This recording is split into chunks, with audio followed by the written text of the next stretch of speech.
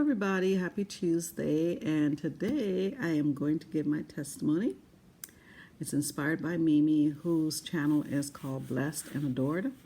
Thank you, Mimi, for giving your testimony. I watched it yesterday and I told her, I responded that I would be giving mine. Okay. And I'm going to try not to, I taped this already, but it was just too long and it was all over the place because I was trying to remember stuff. So, in a nutshell, I grew up with my great grandma till I was like around 7 and 8 years old before meeting my mom. And she was a Seventh-day Adventist, okay?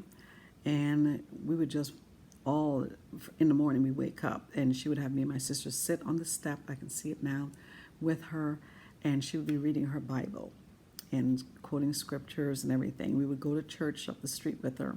We'd walk to the church, and you can just picture the yard there. It was not paved, like the streets are. It was like rocked road, We would walk up there and stuff with her. So you can just imagine my grandmother with these three little girls. We had a little hat on. Every Sunday we would go to church. Or it could have been Saturday. I think it was Sunday. I can't remember, but I think most of it was at nighttime too. Okay, we would go to church. I can't remember the days. We would go to church and they'd be playing a tambourine, they'd be singing and everything, and just talking about it, just bring back those memories and everything.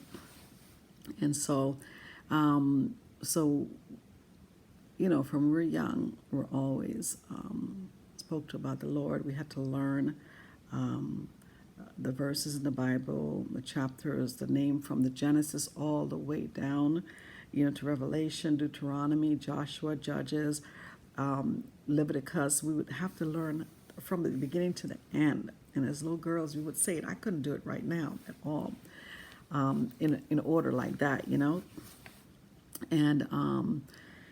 in school, you had to, you were taught the Bible at school, and you had to remember verses and stuff like that.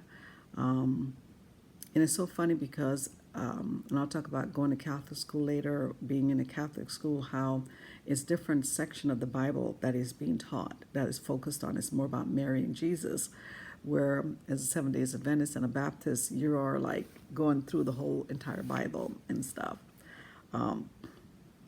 So Christianity was there, definitely, from Seventh-day Adventist to, it's almost like my job, in a sense. I've done this, and this, right? All these different type of work where I've gone to all these different churches. And so if someone was to say to me, oh, they do this and this, I can tell you exactly what they focus on in the Bible and stuff like that. So then my grandmother now, she was Baptist, but she sent my mom to a Catholic school. So I also was at 7 years old. I can't remember what you do as a Catholic when you're like a little communion. Is it communion or I can't remember what it is. Communion is what you take and stuff, but for some reason I can't remember the name. But I remember they had to make a white dress for me. So here I was at 7 years old, having this white dress made and going and doing some stuff, but I just can't remember the rest of it. I must have blocked out from the bus drive to the place. I probably fell asleep or something. They had to keep waking me up, but very much involved in the church. And then when I met my mom, she always sent us to church. I honestly don't remember my mom going to church with us, but she made sure we went to church. Because like I said before, when I talked about how I met my mom, she was always sleeping. I think she suffered from depression or something. So I was in charge to take my siblings and get them ready in the morning and take them to church. Mind you, I was like 9 years old. I'm taking care of 5 other little siblings, combing their hair, getting them ready, get to church and stuff, and getting back home, walking and stuff. And so I grew up like that. And then there was a couple of times we went to my grandma's church, which was a Revival Tabernacle church, a Baptist church. And so as we grew up, we would go to that church also. And then it was like when I was around maybe 21 that I actually, when I moved to Miami Beach area, I went to their church because I went to a Catholic school. I forgot about that part. I went to a Catholic school, but I never went to a Catholic church. Okay, it's because I remember my mom had to pay extra money because I wasn't baptized Catholic there and wasn't following the Catholic religion in church, but just in the classroom. And so by the time I was 21, I went to Presbyterian church, and I was baptized in that church. And at 21, okay, so I would say that I fully confirmed. I lived my life as a Christian from when I was little growing up. I really did. I followed the road that the Lord meant for me. I was like just a stickler to do that. I don't know when, at what age I came to understand that I needed to do that. And I have to honestly say that I was a loner. I I think that being able to leave my mom's house because it was so hard to be with her, and having the opportunity to live with my grandma when I turned 17 to finish school near her neighborhood, which was because it was much closer. My mom moved, and so we kind of moved far away from where my school was. And to finish up that last year, I got to stay with my grandma. And then I was like 18, so I didn't have to go back home. So I stayed with my grandmother and stuff. And then I went to her church with her. And so by 21, I went and got my own apartment in Miami Beach. And I was living by myself. I was in a long-distance relationship with my kid's father. He was in the military. So from like 18 that I met him right out of school, he was at my graduation. I didn't even know that. And he was a pastor's son, Baptist. So I went to his church, and that's how I met him right after graduation. My friend, she wasn't really like my friend, but she went to school with me, and her mom picked me up a couple of times when we figured out that I lived right down the street with my grandmother. And so she was dating his friend, and so I only saw him like 3 times, and then he went to the military. And so we kind of kept in touch. I didn't date or anything like that. So it was like my only date. It was like just long distance relationship for 4 years in the military. And I just focused on my school and working and stuff. And then we barely saw each other. It was incredible that we were able to keep that relationship. I think it was, and it was by writing letters too. I didn't have a phone in my grandmother's place. But we did get the phone is after we got married, before he came out of the military. And that phone bill went up high, and we were like, oh my gosh. So he got married at 21 while he was in the military, and he was finishing up like 8 months. And so I went to Miami Beach, and I got an apartment there and stuff. And wait a minute, I think I was living on Miami Beach first before we got married. I just went there to live. And I was about 21 or 20, and then I got baptized at 21. Yeah, over there in Miami Beach. And then I got baptized before we got married. Yeah, because then I went to get married to him. He had 8 months to come out. And after got baptized there, which is when I confirmed myself to Christ,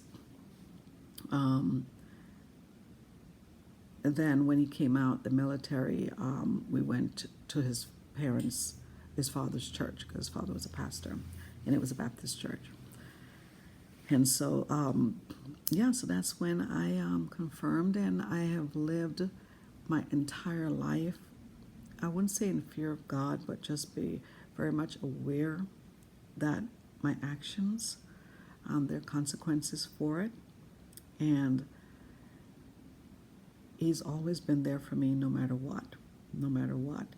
And he's made my life, I think, a very easy life, in a sense of I trust in him and just stick by his path. And I raise my kids like that. My kids have only gone to my father-in-law's church. And I think a couple of times I took them to my grandma's church and everything. But one thing I'm so happy about my kids is that it's so weird. I don't know when this happened, but they will never tell a lie. if someone asked them to lie, I think it would probably give them a heart attack.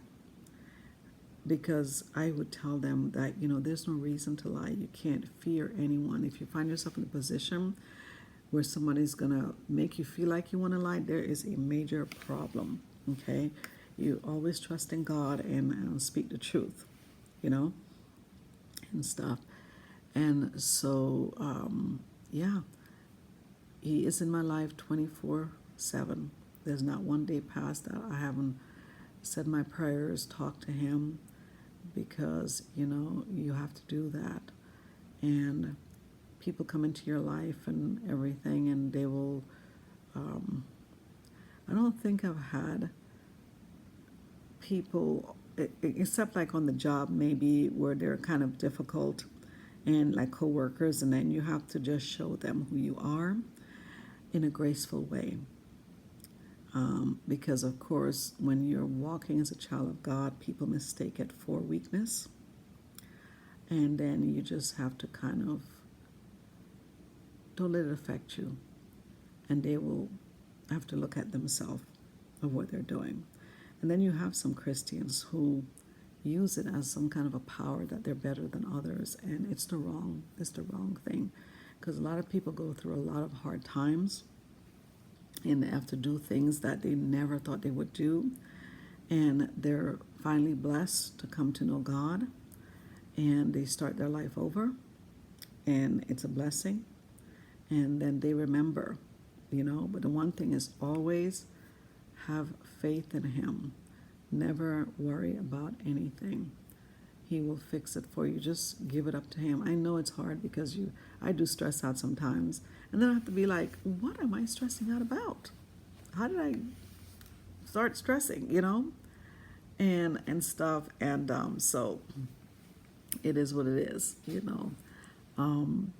But yeah, so having Christ in my life and accepting Him is something that's never going to go away. This is so weird, but I don't know if I want to hear some of your testimony, but I want to also hear if you've ever ran into anyone, and this has me like just puzzled. I have ran into, like, this is the weirdest thing that happened to me.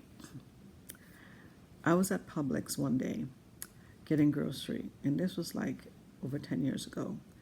And the person that was over in the deli section, they just stopped and was like asking me if I was a missionary. I says, no. Why? Is your husband a missionary? And I was like, no. And I'm like, how does she even know I'm married? What's going on? And she was like, she said to me, you've been anointed as a child. And it was the weirdest feeling that came over me. She says, you were anointed as a child. And I'm thinking, it's, yeah, she goes, you have an anointment. And the entire rest of the time, I never saw her again. I think she belonged to another store. She gave me my stuff. She goes, have a good day. And she says, you're here for a reason. And I was like, sorry about that, guys. I was like, wow. So that was a very strange thing to encounter and stuff like that. But yeah, if He anointed me as a child, He really has been by my side as a child, and as an adult, and as a teenager, because I lived alone when my grandmother was out. And I was just very fortunate. I would just go to work and come home. Like I said, I was dating my husband, like, how do you call, long distance, relationship and stuff like that. And that was good enough for me. So I just focused on my work and school and everything. I said I grew up in the business world because I was like 19 when I got into banking and stuff. And then,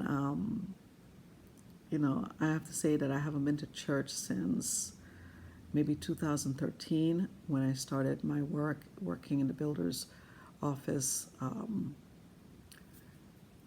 where we work on the weekends and stuff like that. And I went through a couple of surgeries, and for me, going through those surgeries were so hard that I did not venture out into my outside of my home, but for work and to get some rest.